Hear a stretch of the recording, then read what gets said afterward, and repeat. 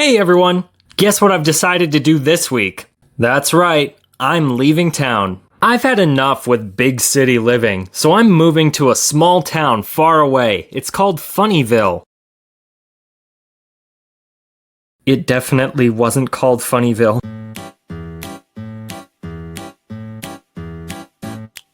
Animal Crossing is my favorite thing that Nintendo has ever released. Sorry to any Tumblepop fans out there.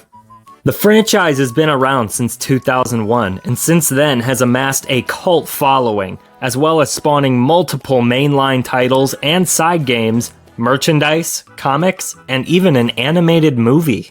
I've played all the main games myself, and zero of what even are these. But among all of them, the game that I believe to be the peak of the series is definitely Animal Crossing New Leaf for the Nintendo 3DS. And that's not to say that New Horizons is necessarily a bad game. I mean, it has sold amazingly well, and that must make it a good game, right? However, New Leaf is definitely my personal favorite in the series, and today we're gonna dive into a list of reasons why I think that it is even better than New Horizons.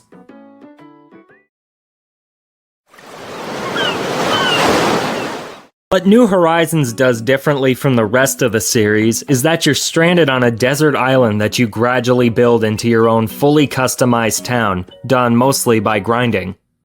Lots and lots of grinding. While it can be fun to make your island exactly the way you want it, especially if you have a theme in mind, none of these places feel like they exist outside of Animal Crossing New Horizons. New Leaf, and the games before it, do a much better job of making your town feel like a place you would actually want to go in real life. They all start you out in a pre-built town that you have to learn to love in spite of its flaws. For instance, my neighbor Vladimir here decided that the best place to park his house is right in front of Town Hall. That's kind of annoying.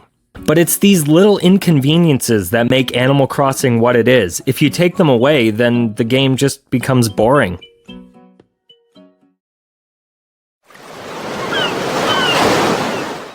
On a similar note, the graphics of New Horizon are amazingly polished. Maybe a little too polished. This might just be my personal opinion, but New Leaf, while not very impressive hardware-wise, is a much more interesting game to look at. And that isn't to knock New Horizons graphics, they are insanely well made and lifelike. But I don't want my Animal Crossing to look exactly like the real world. Part of what makes the game fun is that it's like life, except that everything is interesting to look at and aesthetically pleasing.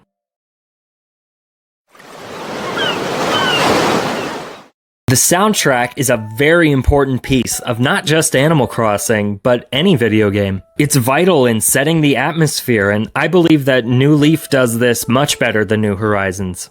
While I can definitely agree that New Horizons music hits the stranded on an island life simulator nail right on the head, it struggles a little bit as Animal Crossing music. I mean, listen to this.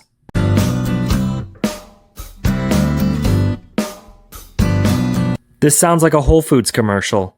New Leaf's music, on the other hand, is much calmer and lazier, even during the middle of the day, which is exactly how it should be. Animal Crossing is meant to be a calm and lazy game, not whatever this is.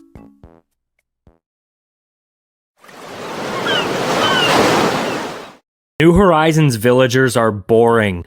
Seriously, I stopped playing for a week and legitimately forgot this koala character even lived on my island. They offer nothing new to the series and rarely have anything for you to do. Every now and then they'll have a delivery job for you or you'll find a lost item, but that's about it. There's barely any reason to talk to them at all.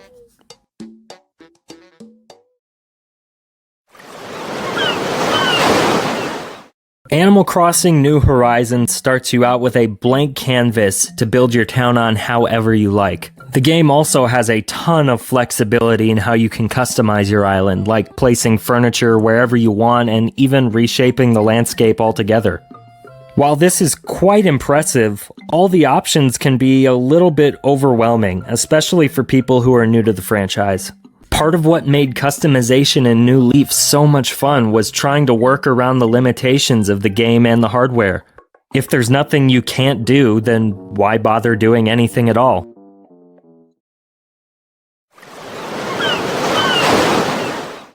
Finally, and I'd argue most importantly, Animal Crossing New Horizons seems to be the start of a bad direction for the series. In the original game, the whole point was that there was nothing you had to do. There were some things available, such as paying off your loans and collecting fossils, but nothing that was required. Now, whenever you break an axe, instead of shrugging it off and waiting for the store to have one in stock, well, it's time to break out the book of steps to make a new one. First, you have to go shake some trees to collect 5 tree branches, get out your shovel and hit a rock to collect a stone, go to the crafting table and craft a flimsy axe, take said flimsy axe and chop 3 pieces of wood from some trees, get out the shovel again and hit rocks until you stumble upon a piece of iron, then you have to go back to your crafting table and craft the axe, and then it just breaks again an hour later. Just play Minecraft at that point! New Leaf is what I would consider a perfect balance between being a game where you don't have to do anything and being a game where you have to do everything.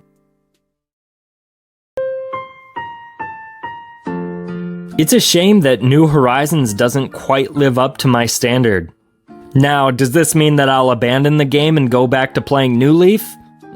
Probably not. However, I think that when the next Nintendo console rolls around, a return to the original Animal Crossing formula would be a good next step for the series. But we'll just have to wait and see what happens.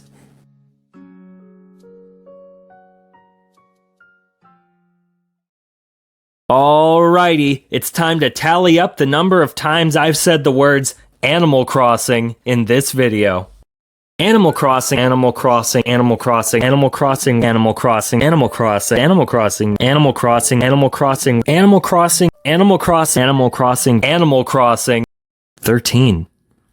You know what happens if you say it 13 times, don't you?